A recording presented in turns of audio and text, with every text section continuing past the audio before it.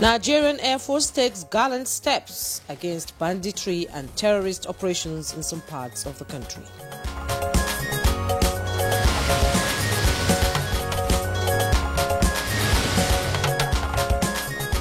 And good morning, Nigeria. Today we shall examine Nigeria's action plan at the 30th session of the United Nations Climate Change Conference. Now, in recent years, weather patterns across the world have become increasingly unpredictable, from global warming to rising sea levels and changing rainfall, as well as extreme weather events. The planet is getting hotter and less stable. So true. No thanks to human activity, climate change is now our everyday reality. For governments, institutions and experts, the time to move from talk to action is now. Of course, to walk the talk, and so thousands of diplomats and policymakers are already in Belém, Brazil, for the 30th session of the United Nations Climate Change Conference, COP30. The mission is to turn promises into action and make tougher plans to get greenhouse gas emissions. Indeed, I like that line, turning promises into action. Exactly. I mean, a lot of talk in all the past COPs. This is COP30. For years, the subject of climate change has reoccurred. Pledges are made, pressures are mounted, yet little has changed. But this year's conference feels different, so we hear more hopeful and strategic. Belém, located in the Amazon region, is home to the world's largest tropical rainforest and a crucial front line in the global fight against deforestation. Indeed, and for one, delegates, including Nigerians, are expected to review national climate plans, push for stronger climate finance, and adopt new measures to drive cleaner economies. Under the Paris Agreement, the goal is to limit global warming to 1.5 degrees Celsius. But scientists now warn that this target is at risk. I mean, where are we exactly in this fight? It looks like we need spiritual intervention.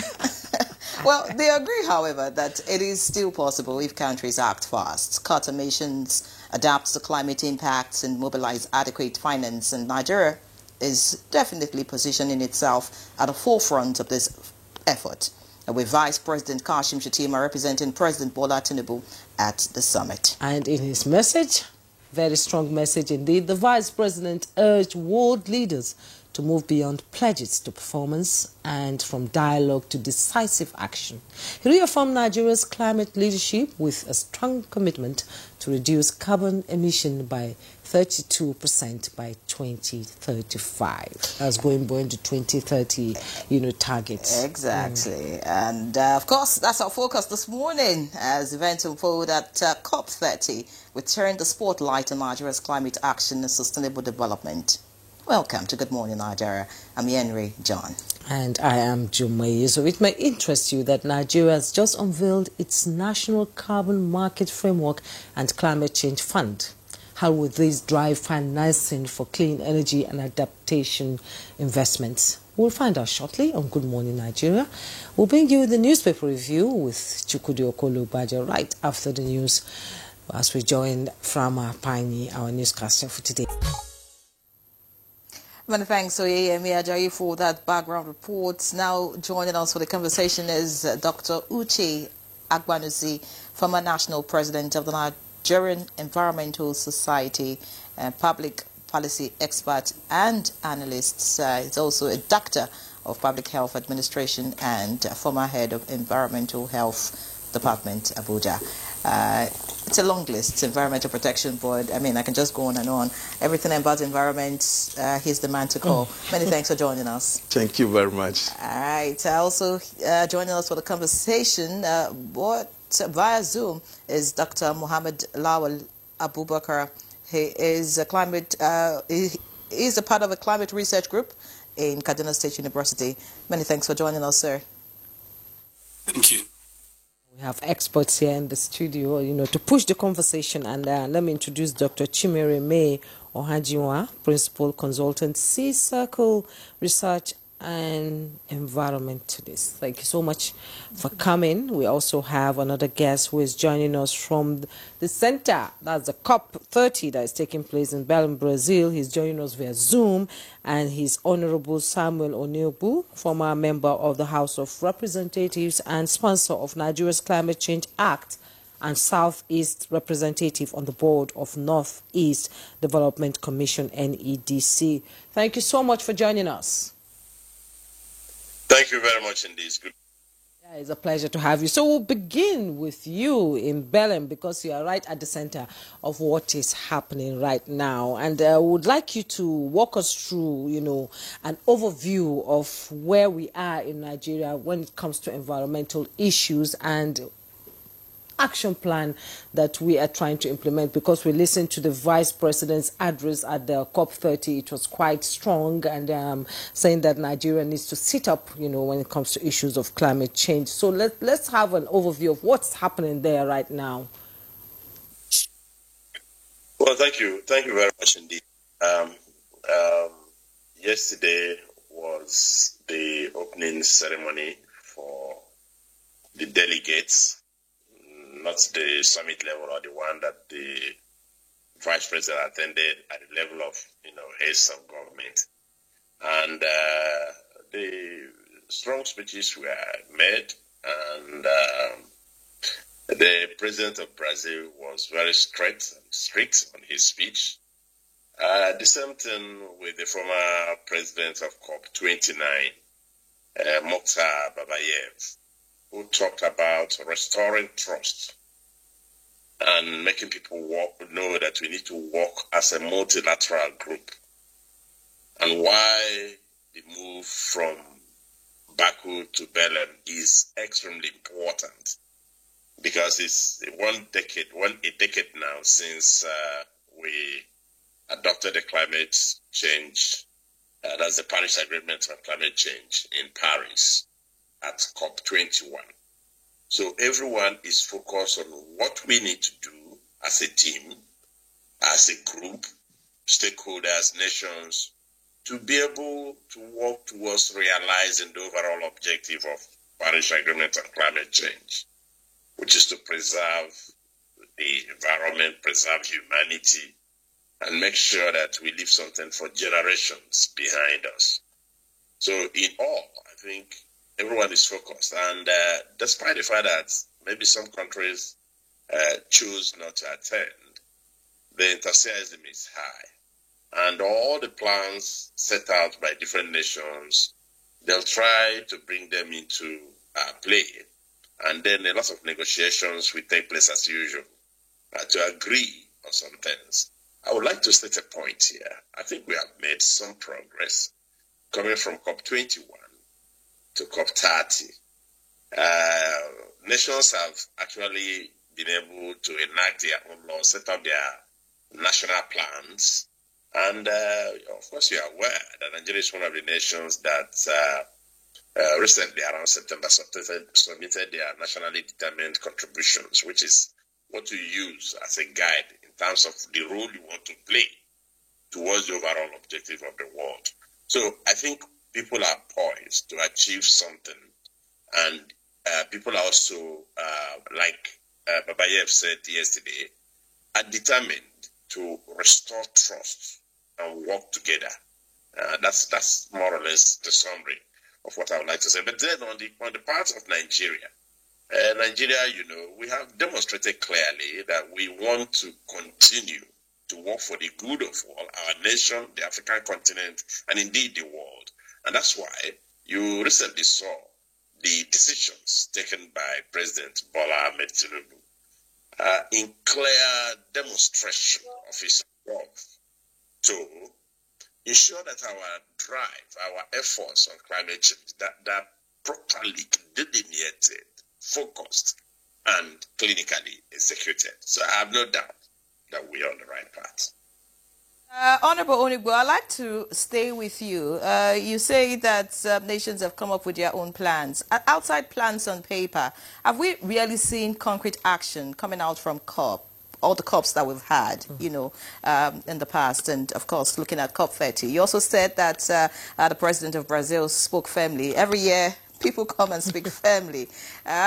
Talk about real action. Talk about what is on the ground, and then also speak about the nations that are absent. I'm interested in that because we know the position of the president of the U.S. on the climate issue and all of that. So speak to us around that concrete action that you think you know, has actually taken place in the past years, and these countries that are absent. Why is that? Let me take the last leg of your question. It's difficult for me to stay in my village in Abia State and be able to determine what drives the decisions of very powerful people around the world. However, it is important to observe that, yes, it's a source of concern that the greatest polluters were not, seen or have not arrived or have not indicated interest that they want to attend this COP. I'm talking of the greatest polluters, beginning from the United States to China to some other countries that we know. However, I would like to say that despite the fact that these countries have been up and down, particularly the United States, on this issue of climate change, the nation has moved. Nations have moved on. The world has moved on in terms of concrete achievements, which is what you asked. You said you want to see whether there have been concrete achievement. Let me start with Nigeria. The first time I attended a COP conference was in COP21. And it was during my participation in that COP, particularly in a program organized by GLOBE. GLOBE is a global legislators organization for a balanced environment. And by then it was headed in Nigeria by the former Senate President, Dr. Bukola Saraki, CON. I attended that program. I participated in that program. We were urged as legislators to go and push legislations on climate change, that you need a legal framework to guide your nations in implementing their NDCs. It was just sounding like it was, Greek, or I didn't know where to start from. But I managed to combine the speech or speeches that I had, urging us to push legislations. I managed to combine it with the realities on ground in my village, where when I was attending primary school, there were over 6 springs where we would run to fetch water in the morning before getting ready to go to school. Whether you were putting on any dress or not at that age, you would just run there, get water. Some took their bath right there and then rushed back to go to school. But by the time I finished, when I finished from my high institution and did my NYC and worked a little bit and returned to the village, I was shocked to see that 5 out of those 6 springs had dried up. And eventually I found it was the impact of climate change. So it was one of the things that actually motivated me in pushing the legislation. So in terms of concrete action, let me now conclude. Nigeria today has a Climate Change Act. And in that Climate Change Act, we made several provisions, beginning from talking about the Section 1 of the Act that talks about a legal framework, that this Act will provide a legal framework for low greenhouse gas emissions, inclusive green growth, and sustainable development by mainstreaming climate change actions, international development priorities, and all that. There are so many other things concerned that I would not want to bore you with. However, we also provided for Section 5, subsection 1, that talks about the composition of the National Council on Climate Change, making Mr. President to chair the council, and his absence, the Vice President. I'm mentioning all this. Then let me also talk about Section 15 of the Act that talks about the Climate Change Fund. So I'm mentioning all this to show you that we have this legal framework on ground. And that's why it is easy now for the government of the Federal Republic of Nigeria to take some of the actions, particularly the actions that Mr. President took on the 31st of October. 1, we now have a Nigerian carbon market framework that is based on Section 4, subsection subsection I, and subsection J of the Act. You have operationalization of the Climate Change Fund. It is based on Section 15 of the Act. And just like that, and having Mr. President say, look, I am in charge. based on Section 5 or Section 1 that talks about the composition of the National Council. So in terms of what nations have done, I think I'm using Nigeria as an example, that from COP21 to this day, we have a direction and we're moving in that direction. So use that as an example to know that even in Kenya, in Uganda, and some other places, even some other countries that have copied our acts, everyone is working towards this goal. You do not wait for the developed nations that are polluting, for them also to come and tell you exactly how to progress. You make your own modest progress. When we put it together, it's going to help us in achieving that goal. So I think some progress has been made.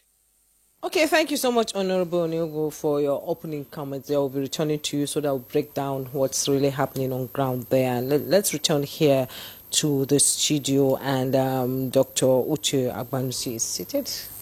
And thank you. Like Nigerian said, anything about environment, we hit you on that, and then you give us answers. What are your expectations from the COP30? Because he has said some countries are not there, and they are the big polluters, you know. So what kind of agreement do you think will come out of the COP30 now? Thank you very much.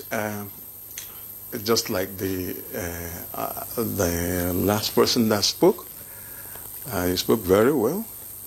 And but personally, I don't believe in rhetorics. Okay. I want real action on the ground. And that is the problem we have in this nation. We could have wonderful documents, even in laws. I think we have more body of laws than most nations of the world. Which one have we really implemented? In this climate issue, it is a very serious issue which we cannot politicize. Why am I saying this? Concrete action we are talking about is what we see on our everyday life, what we see on our next environment to us. What do we see in our nation, Nigeria? We have not done what we're supposed to do. One of the things, as a public policy expert, I believe that when you are doing this documentation, so you must carry the people along. How many of these people have you carried along? We have so many communities. How many of these communities are involved? How many of these people are aware of this? We can have all these documents packed and stuffed in our shelves. And we will continue to say we have the law, we have the guideline, we have all the policies and all the rest. First of all, how did the policy come about? When you are doing your documentation at the National Assembly or whatever, whichever place you're doing it, as a public policy expert, my question is this: how many of these states we are talking about were carried along? In the whole of Nigeria, let one state come out and say, oh, this is their contribution to this document. That is the question I'm asking. Now, let me go back to our environment. Our environment is speaking a different thing. Our environment is showing a clear deviation from what we say we have documented. We have in Nigeria, we have refuse, waste management, as simple as that. We have not done. We have not, just simple waste management. Waste to wealth. Yeah, waste to wealth. We have not done that. How many communities have we involved in this? Look at the way even our streets are being overloaded with refuse. And we know that all these refuse, even as we gather them, we are talking about climate change impact. These are the refuse that can stay and begin to produce what we call methane gas. And these methane gas are also greenhouse gases that can impact the climate. What have we done to also control our... I'm just going to the simplest aspect of it. He actually mentioned that the streams were drying up. Yes, because we have flooding. We have all these debris being carried from the higher slope to the lower slope, and our streams are being covered with sand, siltation. What have we done to solve that simple question? We are talking about carbon credit and all the rest. How many of them? How many people? Even our elites, how many of them know what we call carbon credit? Just the question. So we need a lot of education, a lot of carrying along. You don't just say, oh, we have documented this, we have done that, we have done this. I am just going from the simplest thing. The village woman, the village man will understand. When the man is being suffocated by refuse, that they are not removing the refuse from their environment. What are you talking about carbon credit? How? What is that to him? He wants this refuse moved. Let me ask a very simple question. Where in our whole nation, Nigeria, we say, oh, we've been doing things. Where in our whole nation, Nigeria, do we have engineered landfill site? No place. Engineered landfill site. All we operate in our areas are what we call dump sites. On the road? On the roads. I'm coming there. Roads are just, I mentioned somewhere, if you want to know that you are entering a new local government, you will just see what we call linear dumping to show you that you are now approaching a new local government. No, not a new, even in the FCT. Even within the FCT, no, when you are going from one district to another, you will see it. In FCT, it's terrible. And all these things are, some of these things, because methane gas, sometimes when they open to air, they are ignited.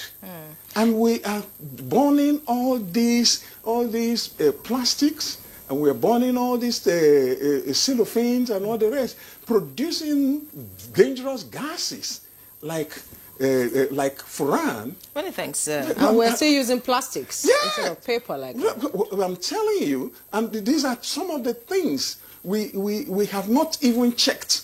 The simplest thing we are to do, we have not done. And we are all going COP1, COP2, COP2, 20 days, COP30. 30 and all the rest. Now we're at COP30. Many thanks. So what is our contribution from our local people to the COP? Many thanks, Dr. Agbanusi, for your, raising your concerns. Just to let our viewers know that they can take part in this conversation by sending in their comments or messages. The number is on the screen. You have raised some comments about, what we're doing, in-house. I think funding is an issue. A lot of people would raise that, is the funds to do all of this and all of that. That's the issue. And that brings me to my next question. I'd like to get to Dr. Lawal now. Talking about all of this, climate financing has been a big issue at all the COPs. Of course, from Baku to Belém, if you look at the roadmap, it actually set out to mobilize $1.3 trillion by 2035 for climate action in developing countries. Now, is this realistic? At the moment, those who should contribute to this are not present at COP30. I mean, are we really moving forward, or this is just a talk shop? Well, when we talk about climate financing, actually, there are things that we have to first consider. Just like the previous speakers mentioned, talking is one thing, but action is entirely a different thing. In this case, basically, the big polluters, of course, these are the people that actually have been historically benefiting, from these extractive industries. But they are not actually making any serious commitments to make these funds available. For example, now the countries in the global south will always hear all these figures. We have allocated this, or we have this certain funds available. However, accessing it becomes a problem.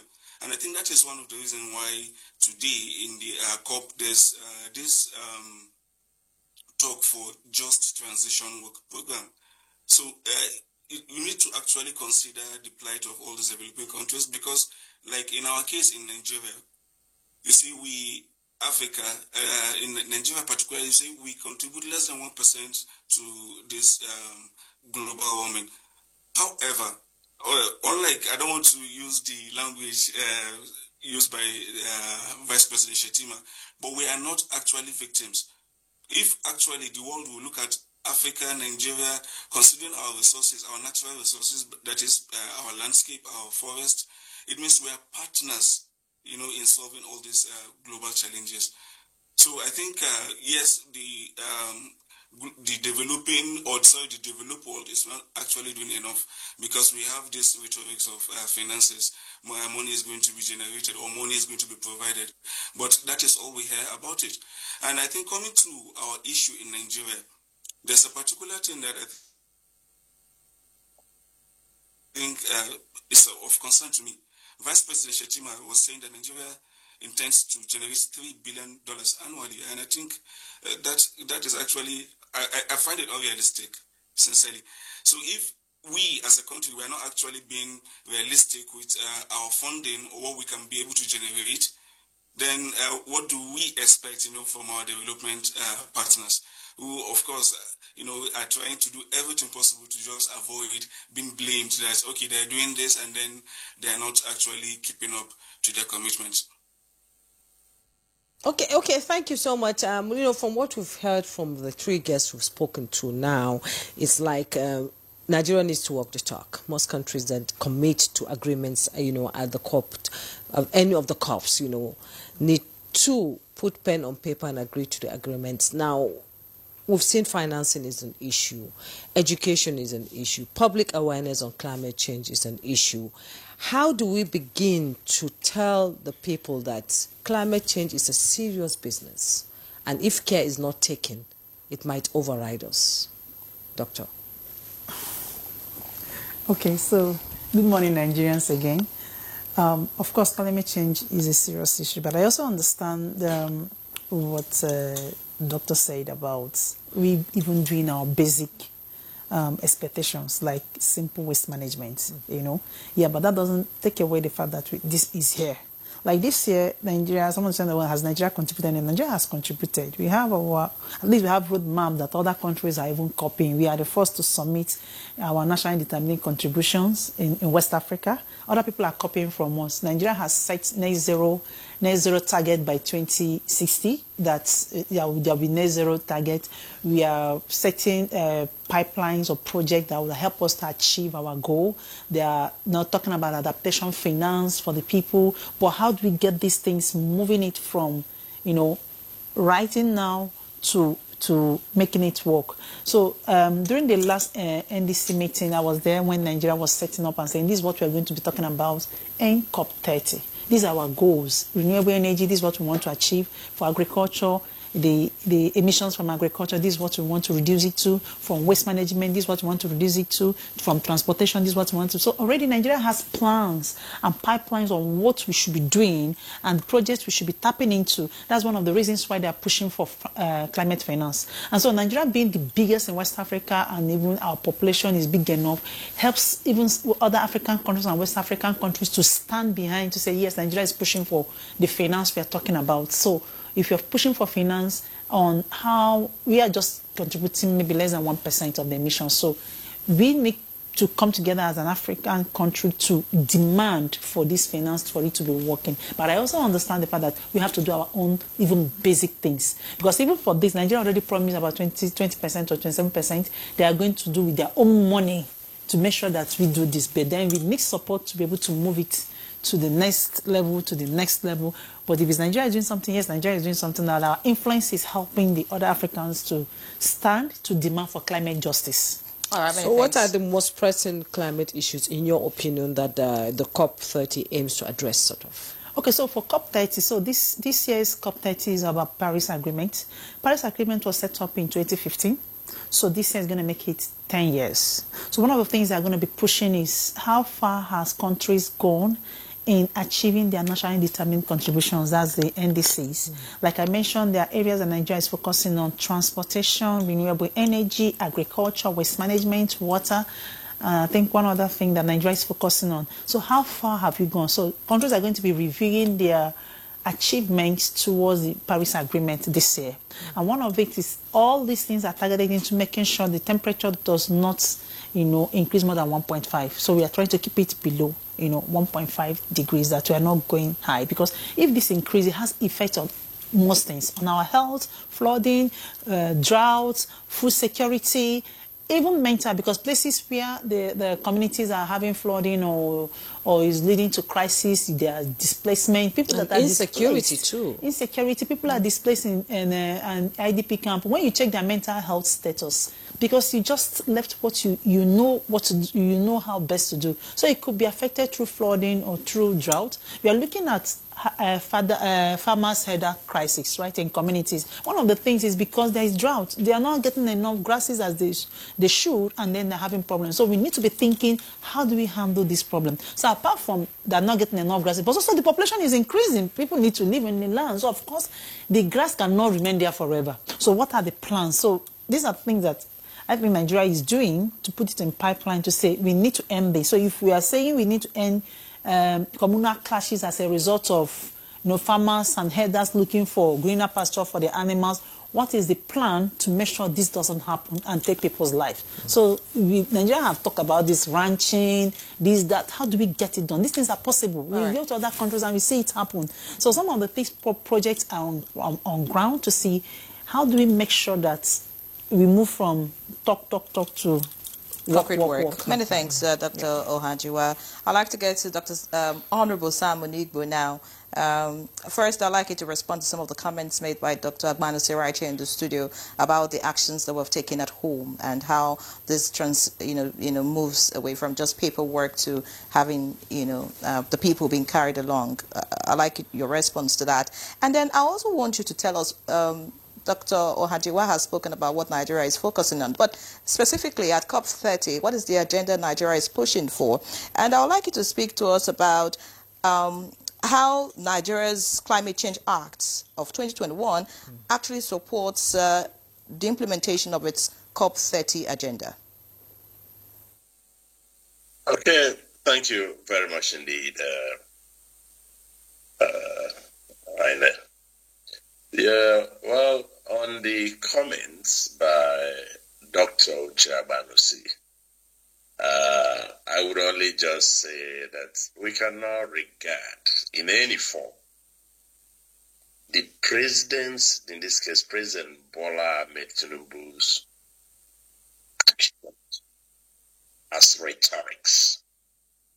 The reason I'm saying that is because this is a president that started from his budget speech at the National Assembly in November 2023, just about 6 months after he assumed office, or he was sworn into office, to list out what he expected and still expects Nigeria to gain from climate change. That even though climate change is a challenge, an environmental challenge, but it also presents us with tremendous business opportunities. Go and read that speech from paragraphs 23, 24 to 25. You would see what he said. I'm talking of November 2030. And he moved ahead to exercise admirable leadership by leading the delegations that went to Dubai. And he participated in high-level meetings where decisions were taken on this issue of maintain that he was talking about. You can discuss maintain locally, but maintain was discussed at that level so as to mobilize finance from different sources to be able to tackle the challenges that are coming, locally. So such actions by Mr. President, it was even there in Dubai, that he announced the initial composition of our carbon market initiative. When he announced Dr. Salisu and Zach Adedeji of FIRS as co-chairman of that initiative, which today has metamorphosed into Nigeria's carbon market framework. So that's a step forward. That is not rhetorics. I also would like to say that Mr. President has demonstrated, as provided for in Section 5, Subsection 1 of the law, that he is the chairman of the National Council on Climate Change. And that is why he made those pronouncements that I've talked about, the carbon market framework, which is a major step forward for the Nigerian nation. If you want to trade in carbon, or you're talking about carbon credits, you must lay out how you want that to be achieved. We provided for it in the law, but the law does not explain everything. You move from the law to formulate policies based on the law. And that's what we have done in the case of the Nigerian Carbon Market Framework. Also, we provided for Section 15 on Climate Fund, how to assemble the funds and how to use the funds assembled to help us fight.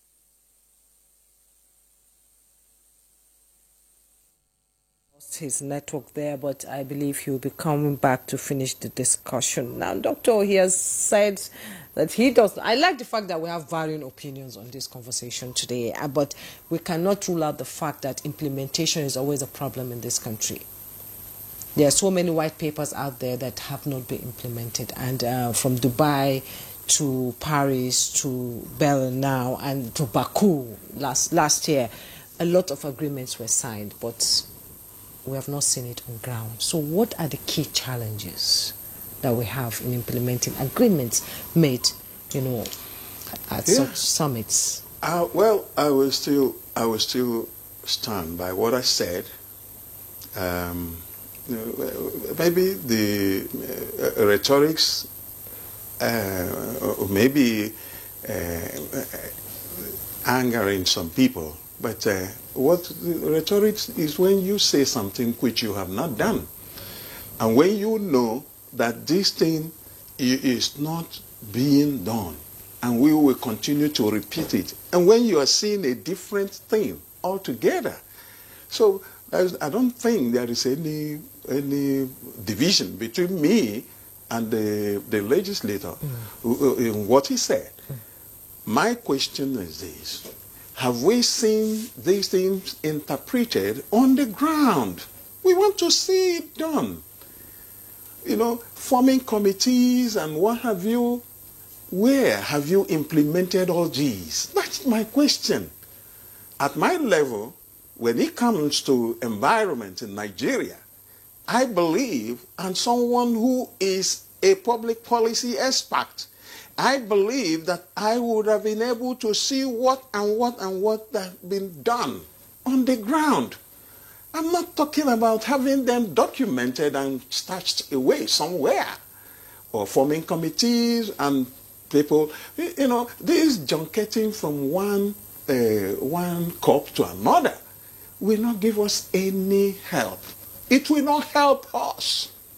The question I am asking even up till now is, where have we seen these things implemented? In all the states of Nigeria. I want to see any state that will come out and say, oh, this is what we have done to reduce the carbon footprint.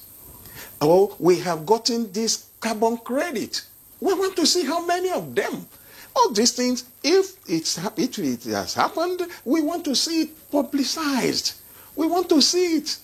Let people come out and say, oh, we have achieved this, we have done this, we have done that, we have done. I'm not saying that nothing is being done, but have we documented the things we have done? So how can we present it to the outer world when we have not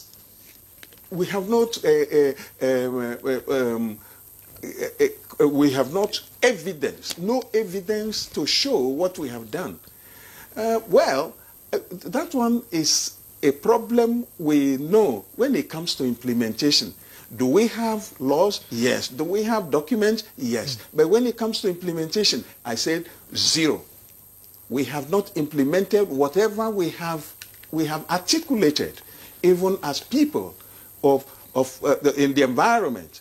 Because this environment is for every one of us. It's not for special people. Because each and every one of us are human beings. We live in this environment. And so we must carry everybody along. Everybody in this environment space is a stakeholder. So there is no special group that will be doing this. The question I'm asking, the woman living in the village, the man living on the other side, how have you connected them? When you are talking about carbon credit and all the rest, People steadily are still cutting down our wood. Our forest is disappearing per day. Every day people are cutting because they must eat. They're using fuel wood for energy, to provide energy for themselves. How have we encouraged them? Even as a nation, how have we brought them into all these things, all these plans we're making? Let me ask a very simple question. When you go to our markets today, you will see charcoals. Charcoals are being carried in bags. And these are live woods that are being burnt to make charcoals. Have we wondered, have we sat down one time to ask, how do we combat this? How do we help these people from the village? Because they must eat. They must eat. And we are not doing anything in that aspect. And we are expecting that, whenever until we go for international meeting, and we begin to say, we did this, we did that, and all that. No, but Dr. Agbanuse, in your own view, what is the way out of all of this? The way out is to get the people involved. Get them involved in what way? Yes. We have a lot of NGOs. We have a lot of government offices. We have the NIO. We have National Orientation Agency can do their job. Yes, National Orientation Agency, NOA. What are we doing? We have radios, we have televisions. What are we doing? We must get the people, we must ginger the people. We must tell them, this thing you're doing is right, or this one, is wrong. It's going to impact us. This water you see that is being depleted, that you're not seeing, is because of this we're doing. Do you understand? All right, many thanks, Dr. Agbanuse. Even in our agriculture, we have wrong agricultural approaches. And these are the things that are affecting us seriously within. I don't care about whoever that is coming from China and all these things. Whatever you're doing locally, think globally. All right, many thanks, Dr. Agbanuse. Talking about the rural people and carrying them along, all of this just, brought to my mind the carbon market framework, and I'd like to get to Dr. Lawal now.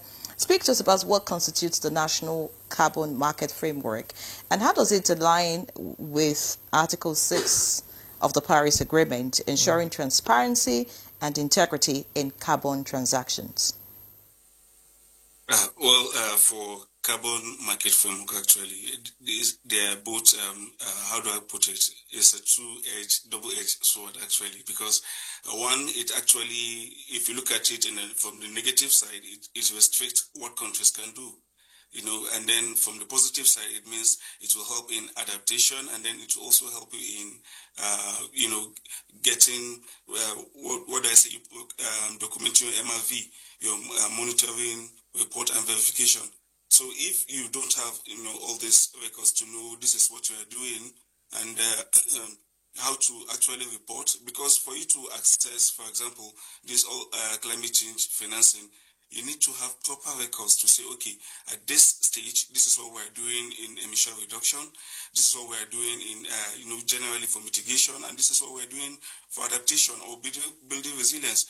But the carbon framework generally, if you look at it, where the polluters are actually charged, to pay carbon taxes, and then this money will now be used for the countries in the global south. I think in some, based on what is on the paper, is something that is actually very beautiful, is positive. However, what I said earlier is, like Nigeria as a country, what are we doing, to enforce that, okay, we have this MRV, what are sectors doing from this level of government to the other?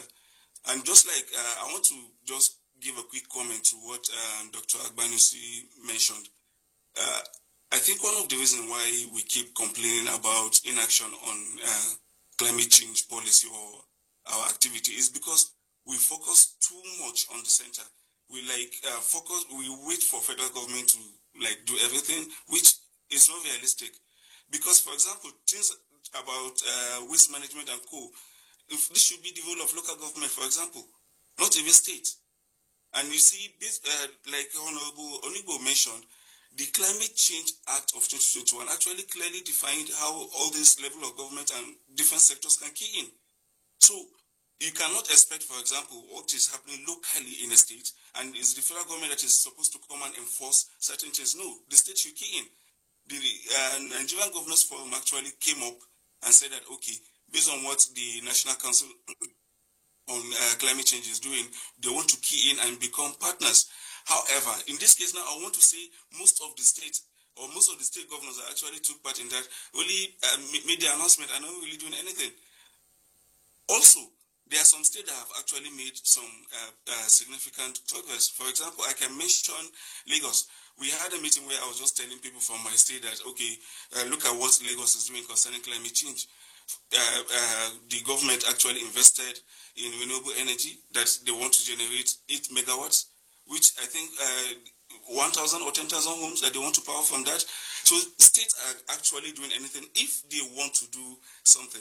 And then for the monitoring, for the cost of this implementation that we keep talking about, I mentioned earlier that we just have to be realistic. Let's see what can we do at our own level.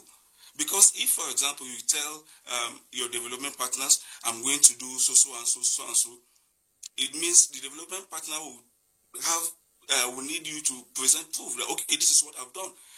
In this case now, it's the rhetoric will not work, because telling them I will do something doesn't really make any sense. But I have done, and this is evidence that I have done something, it means people will take it serious and then can now take you on board. And whatever finances that you want to actually what you want to access will be there for you. But that is one of the challenges we keep having in this country. We have policies, truly, and some of these policies are actually positive. I want to agree with Honorable Onigbo, even though I think he's been way more optimistic than I am. But yes, we should actually be positive, because government is saying that we want to do this. Yes, we should give government benefit of the doubt, and then key stakeholders, everybody should step up and do what it's supposed to do, because the central government is now coordinating what is happening from different sectors of the economy, from different states, and then putting together and say this is what we have as a national policy. But if the implementation, or the monitoring, reporting, and whatever is left to the central government, it means the other stakeholders cannot really complain about what is happening, because yes, it's everybody's business. Climate change mitigation and adaptation is everybody's business, and we have to key in from local government to different sectors of the economy. To the oil and gas specifically, because when he mentioned methane, I was wondering, okay, what is this small waste generated by the roadside doing? Of course, even though it generates, but the amount is way too insignificant. But look at what is happening from gas flaring. From all these, what we call these fugitive leaks from gas pipelines. Now, that is where you talk about methane, and that is where you can hold the federal government responsible. But for what is happening locally, especially in all these things that happen the stakeholders should actually step up and do the right thing. Thank you so much. I like the fact that you sort of agree with the Honorable in some instances, and the fact that subnationals need to sit up, when it comes to climate change. Now, Doctor, how can the 5-year carbon market roadmap, let's talk about the roadmap now, targeting the groundwork for emission trading system, how we can promote clean industrial innovation, which Doctor also mentioned. And what are your expectations? How can we begin to use waste as a money-making machine like other countries are doing? We see other countries using waste to build roads, and we're spending so much money just building roads in Nigeria. If we can use this waste, and turn it into wealth, not even money itself, but maybe generating like wind power and all that, how can Nigeria begin to use these innovations? Because we're just not seeing them on ground, actually. Okay, so I don't, maybe I'm a little bit, one-sided on one-sided. But it's interesting that we're having, varying views about the subnationals need to sit up, actually, yes. Yes, you need to sit up, actually. But when it comes to recycling or waste management, I think Nigeria has done well, especially in the area of plastic waste. And so there's even fear that maybe the way we are going in the near future, we'll not have more plastic to recycle. because there's a lot of, unlike before, you can see nylon paper, pure water sachet everywhere is no longer that much, like picking it up. So our plastic recycling company is really advancing, So one of the things I think is important for us to mention that Nigeria has done is to create blue economy. That's also like championing our natural resources and seeing how can we preserve our natural resources. But the forest, the blue economy part of it, the marine and blue economy ministry, where we are trying to protect it. So like this year that we're having it in Brazil. Brazil is known for their forests. So Nigeria is just, the Amazon. So Nigeria is just looking at it. One of the things that the meeting in Brazil is going to bring out is about taking care of our natural resources, and Nigeria is promising to take care of that by creating this ministry that we make sure that the ocean is being taken care of because of whatever it is that we have.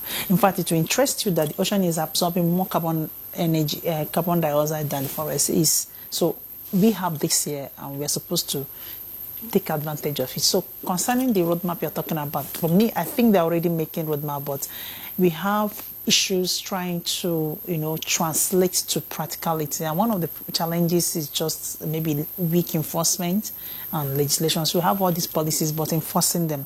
Another thing is money. Like you say, like Dr. Lawal said about the finances, the states are supposed to actually champion these things. If you're not putting that money, there's no way the foreign people will put that money. And we've already promised that we're going to put down at least 20% of our domestic resources to champion any of these national determining contributions that we have promised. That's what we promised that we are going to do. So if you are promising that, how much of this 20% have been put in these different areas to make sure that we achieve this? So the in as much as we are going to COP to demand more finance from the developed countries to the developing countries, how much of our own have we put on the table? How much of our own have we done? Okay. Like he also said that it doesn't matter how much we present ourselves as victims. It might be better for us to turn it around and, work for it. Okay.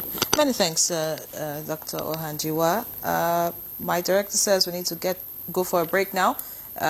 If that is possible, maybe we'll just take a break. When we come back, of course, we'll continue the conversation. We have some questions and contributions from our viewers that just came in, so we'll take them after the break. We'll be right back. All right, many thanks for staying with us. It's still Good Morning Nigeria, live on the network service of the NTA. This is Africa's largest TV network, and we're talking about COP30, of course, and Nigeria's participation at this annual conference. Sam Onigbo joins us all the way from Belém in Brazil, and earlier when he spoke, he was very optimistic about what Nigeria is doing and how we're making progress and not just talking. So I'd like to get back to Honorable Onigbo. We have questions. Now, we need to take some of the questions. We'll take the questions just please. quickly. Yes, Let me just find out from Honorable Onigbo. You talked about all the things that Nigeria is doing, but could you speak about tangible investment in renewable energy that you think Nigeria has made so far? Talked about solar, wind, or hydro that reflects Nigeria's commitment, to its COP30 goals, and then speak about how Nigeria can balance economic growth, or if you like, economic development with its decarbonization commitments. Okay, thank you very much indeed. And please permit me to provide some information that perhaps some of us who are contributing today, because I know that hundreds of thousands of Nigerians are listening to us. So it's important to put certain things in proper perspective. And I want to start from, I've tried to correct the use of the word rhetorics to characterize Mr. President's decision as that. And I think Dr. Banusu has taken note of that. But more importantly, I would like to advise him to take out time to read what is going on in the country, because the law itself makes provision for the participation of the Governors Forum, their chairman, and also the participation of the presidents of Association of Local Governments, and then the private sector, and women in their rights, and youths. So for him to say nobody's carried along is like, I'm concerned about that.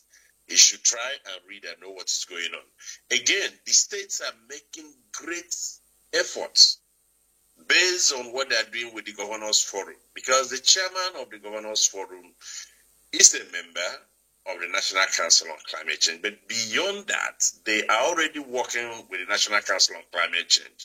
And that's why Society for Planet Earth and SPP, Prosperity, has been doing rankings, annual rankings of the performance of states in terms of their climate change governance, the activities they are performing to be able to key in.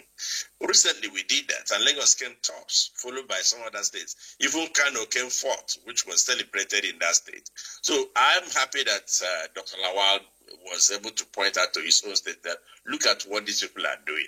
So it's important that we have that. I also would like to make him know that Section 26 of the Act talks about education from primary to secondary to tertiary level.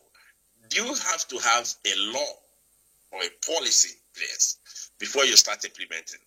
Dr. Hajwan has talked about the NDCs, nationally determined contributions of nations. These were things agreed upon by nations following the Paris Agreement. And the essence is to say we are doing this by ourselves as part of our contribution to the global effort. So if you don't have your NDCs, if you don't have your national action plan in place to follow, there's no way you can now be judged. And now on the issue of carbon market, we provided for that in the law. But now we have a framework that has been approved by Mr. President. We also have the Climate Change Fund, which I've discussed before. But let me make a point, a very important point, which is why I have decided to take away rhetorics. Now, Mr. President has again ensured that National Council on Climate Change has a clear budget line in the budget. That wasn't there before. And all we have discussed here centered about funding. The National Council on Climate Change needs to have access to fund to be able to execute what they are doing. And I think that's Dr. Hajuma also observed. So I would like us, as we are discussing and people are listening to us, it's important that we say things that they can verify. And I would like Dr. Abanus to do some checks on these things I have just mentioned about the states, about the participation of states in trying to move forward on this matter, and about the participation of even others, the private sector. Like in the last council meeting, I just met Dr. Onoja, who represented the private sector. He's the head of the Nigerian Conservation Foundation. We made the law to be almost all-inclusive. So, and my advice is that you take time, read the law, and then know what the provisions are. And on the issue of investment, a lot of people have actually invested in Nigeria. And I'm going to use a very local and personal example. I have a very young man from Lagos State. He graduated from Unilag. I met him at International Renewable Energy Agency Summit in 2017, where he was doing his master's. Eventually has gone to do his PhD. But let me tell you what he's been able to do in Ota. He was able to help a friend of his who is producing these plastic tents to provide renewable energy for him to run his factory so as not to be disturbed by NEPA this, NEPA that. Do you know that the success that the gentleman has recorded, the man is not even thinking about producing plastic, plates and plastic bottles again, because he has now started transferring the energy, excess energy, to neighbors who are also factory owners, and he makes more money from that. That is to give you a local example. Now, the other thing I want to say today, somebody was talking about my optimism. I want to talk about the fact that Nigeria, with a population of nearly 250 million people, most of this number that we just mentioned are very young people who are very well educated, between 18 to 35 to 40. And that constitutes about 60-something or 70, very close to 70% of the entire population. We are the investors' heaven. Check what happened when we moved from, landline to mobile telecommunications, it seemed impossible. But the law was put in place and investors came. And today, it is no longer the story that it was in 2000 when it seemed like it was not going to happen. So on the issue of renewable energy, the nation is investing. A lot of people are coming in across the board. And even we are trying to create a green zone in the country, like what we are trying to do in Nasarawa, where we have the lithium battery and all the rest of it. So investors are coming. What is important is for us to be able to set plans, laws, policies in place in such a way that they are implementable. And that way, you will see people who look forward to these 250 million people and want to partner with them. So let's be optimistic and let's work that we are moving forward. Yeah, that's why I want to commend President Bola Ahmed Tinubu for what he's been able to do. He has breathed real life, verifiable life into the National Council on Climate Change. Okay, thank you so much, Honorable. We have some questions and contributions from our viewers this morning, and let me take the first one from Dr. Isaac Momo. He said the biggest question is when will we move from talking to doing the work towards achieving visible results? Thank you for the quality discussion. And from Mohammed Onoto Abdul Ganiu from Apapa, Lagos, he says, I must say that paperwork is not our problem as enumerated by one of the discussants. Our challenges have been lack of sincerity when it comes to implementation by those who formulate the policies and design. We're a gas-producing country and we cannot afford not to use it just because of greed and selfishness along the chains of transaction. What was the cost of gas per kg when Nigerians preferred wood and charcoal? But now that they have embraced gas for cooking, what do you see? The government should be firm on their policies and make things work for the common man. All right, I have some more questions here. I think we'll just take all of them together and our guest would respond. This one says, I think wildlife helps in maintaining the ecological balance of nature. Killing of cannibals leads to an increase in the number of herbivores, which in turn affects forest vegetation. Let's learn to preserve nature to its fullest. Do have a very good morning and God bless Nigeria. That's from Nandom Wiyep from Jos, happens to be a regular contributor. Thank you so much for that message. Another one says, I tend to disagree with the submission of Dr. Agbanusi and Good Morning Nigeria, that Nigeria is not visibly doing anything to affect its nationally determined contribution. Nigeria has actually started implementing the adaptation and mitigation strategies to climate change. I'm aware of the sensitization programs of the NCCC, where many stakeholders are carried along. I attended most of their programs from livestock sector. The Federal Ministry of Livestock Development has commenced the development of livestock policy to reduce emissions from the livestock sector.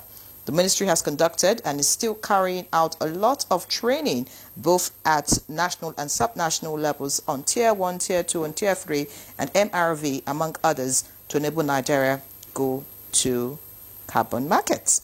Okay, I'm sure that the experts understand what all of this is all about. So I guess I'll get to Dr. Lawal. I'd like you to respond to some of the comments that we have so far. And of course, your own impression about the position of Honorable Onwigbo and Dr. Agbanusi right here in the studio. Okay, I think let me start from the question on biodiversity.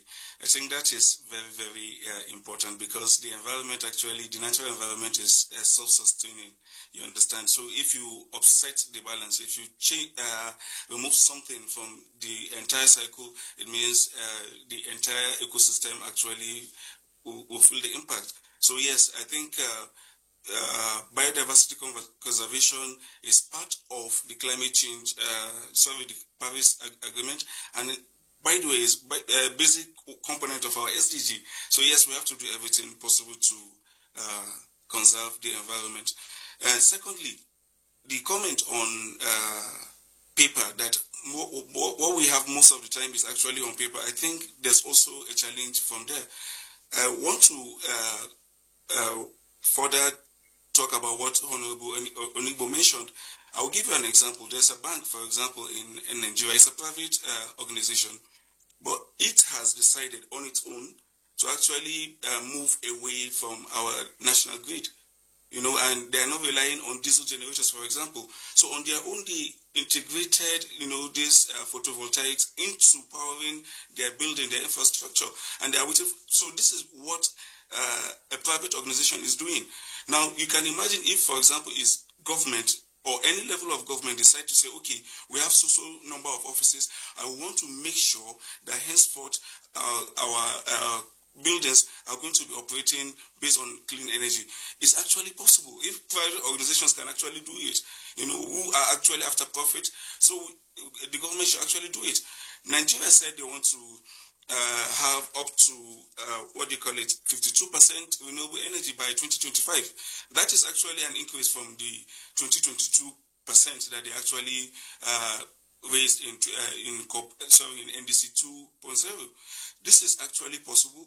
However, like Honorable mentioned again, policies will have to actually be in place so that investment in this renewable energy will actually be made very easy, and people will actually see it as something attractive. Because if we have people investing in renewable energy, I assure you, most people are willing to adopt this clean energy. But the cost is actually putting people off, and this is where government policy can actually practicable government policy can actually help people to to transition from this energy that we're actually using, from using these gas generators, from using all this unclean or dirty cooking energy, and transition to clean energy. But yes, government policy will have to come in, and in this case now, it's not what we always say, paper. No, not just paper. Government should actually make investors understand that yes, if you do this, this is personally as a business person, this is the reward they're going to get. And yes, if we do that, I think it will help moving forward. But yes, I also believe Nigeria is actually doing a lot. But yes, we are not there yet, but we need to do more. Yes, Nigeria is actually doing a lot. Dr. May? Okay, what I have to say, like I said, I think Nigeria is doing a lot as also. Maybe we are not doing enough, but we are doing a lot that is, moving us to that direction. There's a lot of awareness now around recycling. There are a lot of people that are into recycling business, and that's also something that is helping. We might not be doing what we're maybe enough at government level, but individuals as businesses, local businesses, they are trying to move things forward.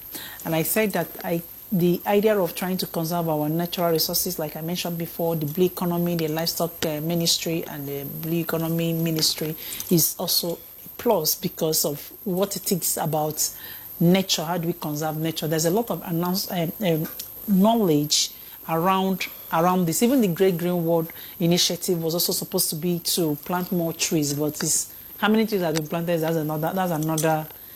Compared to how much was spent. I think that's where people come to look at it. This is how much you spent, how much the result that's coming as a result of the resources that have been put in place. Like I said, Nigerian position in West Africa as the largest economy is also important, because when we have these policies, we're even the ones helping other countries to set the framework and set the policies that will enable investors to come in and put in resources in this space to see what is going on in terms of climate finance and all that. But if you don't have those on ground, there's no place to put the money. Thank you very much, Dr. Ohanji. We're running out of time. We need to round up this conversation. Dr. Agbanusi, you think that Nigeria needs to do more, but of course, we're already at COP30. What does success at COP30 look like for Nigeria? Well, just like other COPs, I'm not a pessimist. I'm an optimist. I believe that when we judge all like this, those that are supposed to act will begin to act properly. And I just want to tell you that I'm hopeful that this COP will also open our eyes the more for us to go into real implementation. Because if we don't implement whatever we are doing, whatever we are saying, it's not going to help us or help anybody, and it's not going to help the nation. And it is not going to project us as serious people. But if we check our population and the things we have in this nation as our resources, I'm still going back to waste. Please, let's turn our waste to wealth. Let's turn our waste to wealth, then and engage our younger population, because most of them are on the street. Most of them are not doing anything. All right. But what would you be what would you be telling our delegates at COP30 at the moment? What should they be asking for on the table? Yes. That's okay. That they should bring more money. That they should finance more of our climate actions. Yes, I agree with that. However, if that money comes, how will it be utilized? That is the question. Yeah. Because we have seen that most of the fundings, when a project is mentioned and a fund is released, the next thing is that the fund will disappear and the project will remain stagnant. So transparency and accountability is another There should be transparency. Monitoring itself. There should be monitoring. There should be transparency in whatever we're doing.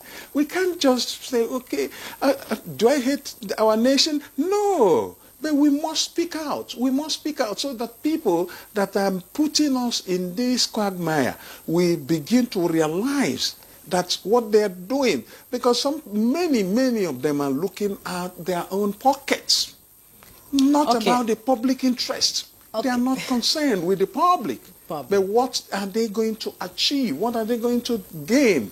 That is the problem. So we must begin to change our thought patterns. We must change our psyche and everything about us so that we will make real progress in this climate change issue. So it all boils down to finance. Let's bring in Honorable. It's the one that will have plenty interest. Yes. Okay, Honorable, listen, that it all boils down to finance. So how much climate, as your closing shot, climate finance has Nigeria accessed so far for adaptation projects in Nigeria? And how much more are you bringing in? Yes. Thank you very much. Well, it's difficult for me. I was a legislator. I sponsored the Climate Change Act. It's just that I've been taking interest. In some other situations, maybe I would have gone on recess. However, it's difficult to say right here how much has been brought in. But I do know that we have really seen, 1, awareness, 2, sensitization, 3, interest from investors. And that's why all these that I talked about, the carbon market framework and all that, is very, very important, because investors who are coming now, before now, in fact, let me make a point. We have made progress on issues of attending COP, because before COP29, there was a lot of uncertainty about Article 6, whether 6.2, 6.4, or 6.8.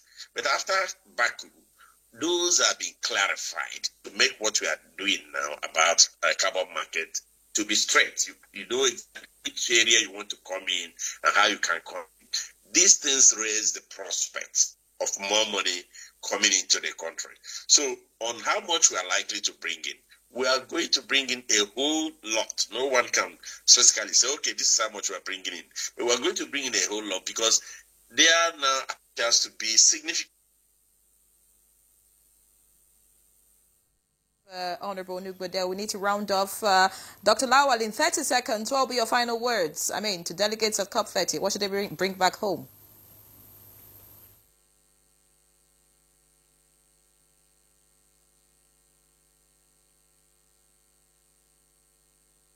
Is impossible. We thank all our guests for joining us for this conversation this morning. Dr. Uche Agbanusi, former national president of the Nigerian Environmental Society, public policy expert and analyst, and Doctor of Public Health Administration and former head of Environmental Health Department, Abuja Environmental Protection Board. It was a pleasure to have you. Thank you so much for sharing your thoughts with us. Of course, we look forward to having you some other time. Dr. Muhammad Lawal Abubakar, Climate Research Group, Kaduna State University. Thank you so much for joining us and for sharing your thoughts with us also. We also appreciate Dr. Chimere May Ohajinwa, Principal Consultant, C-Circle Research and an environmentalist. It was indeed a pleasure to have you again. Thank you for all you do. And of course, Honorable Samuel Onwigbo, former member of the House of Representatives and sponsor of Nigeria's Climate Change Act and Southeast representative on the board of the Northeast Development Commission. Thank you for joining us all the way from Belém, Brazil. We look forward to seeing you when you return, and of course all the goodies that you will bring back for Nigeria. Thank you for being a part of the conversation once again, Honorable Onwigbo.